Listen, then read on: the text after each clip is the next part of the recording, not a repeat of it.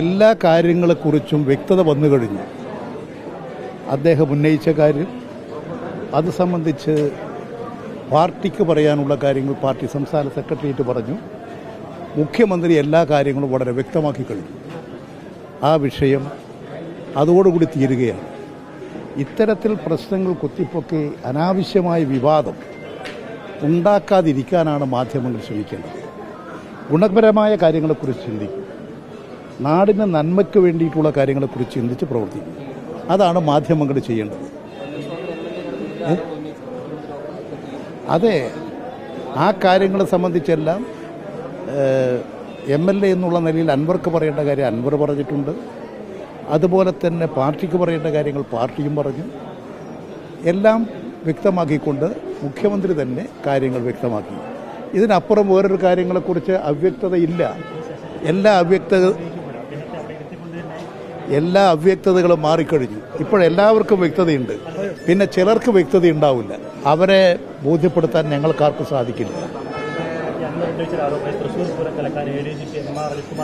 ആ പ്രശ്നങ്ങളെക്കുറിച്ചെല്ലാമുള്ള കാര്യങ്ങൾ വളരെ വ്യക്തമായി കഴിഞ്ഞു. എല്ലാം വ്യക്തമായി കഴിഞ്ഞു. ഇനി അവശേഷിക്കുന്നത് എന്തെങ്കിലും ഉണ്ടെങ്കിൽ വരും ദിവസങ്ങളിൽ കൂടി അത് വ്യക്തമാകും. എല്ലാവർക്കും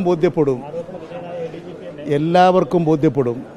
പിന്നെ ബോധ്യപ്പെടാതെ ഉറക്കം നടിച്ചിരിക്കുന്നവരെ ഉണർത്താൻ കഴിയില്ല. ഉള്ള കാര്യങ്ങൾ സത്യസന്ധമായി വസ്തുനിഷ്ഠമായി പറയുക എന്ന് മാത്രമേ ഞങ്ങൾക്ക് ചെയ്യാൻ സാധിക്കൂ.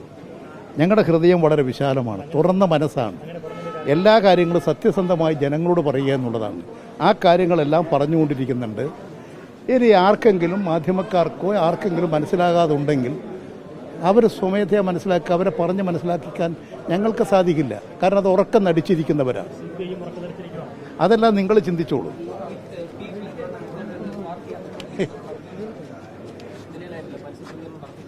പാർട്ടി അംഗങ്ങൾക്കല്ലേ പാർട്ടി അച്ചടക്കം. നിങ്ങൾക്ക് പാർട്ടി അച്ചടക്കം ബാധകമാക്കാൻ പറ്റുമോ? ഒരു മാധ്യമ പ്രവർത്തകനാണ്, നിങ്ങൾക്ക് പാർട്ടി അച്ചടക്കം ബാധകമാക്കാൻ പറ്റുമോ? ഇന്ത്യൻ ശിക്ഷാ നിയമവും ഇന്ത്യൻ നിയമങ്ങളുമാണ് നിങ്ങൾക്ക് ബാധകം, ഞങ്ങൾക്കെല്ലാം ബാധകം. പാർട്ടിക്കാർക്ക് പാർട്ടിയുടേതായിട്ടുള്ള ചില ചട്ടങ്ങൾ നടപടിക്രമങ്ങളുണ്ട്. MLA ആണ്, അത് അതിൻ്റെ കാര്യങ്ങൾ പരിശോധിക്കും. നിങ്ങൾ അതിനെന്തിനാ ഇങ്ങനെ ഭയപ്പെടുന്നത്, ദുഃഖിക്കുന്നത്? നിങ്ങൾക്കെന്തിനാ വേവലാതി? നിങ്ങൾ ഈ കാര്യങ്ങൾക്കൊക്കെ വ്യക്തത വന്നു കഴിഞ്ഞു. ഇനി ആർക്കെങ്കിലും വ്യക്തതയില്ലെങ്കിൽ അവരെ ബോധ്യപ്പെടുത്താൻ ദൈവം തമ്പുരാൻ വിചാരിച്ചാൽ പോലും സാധിക്കില്ല.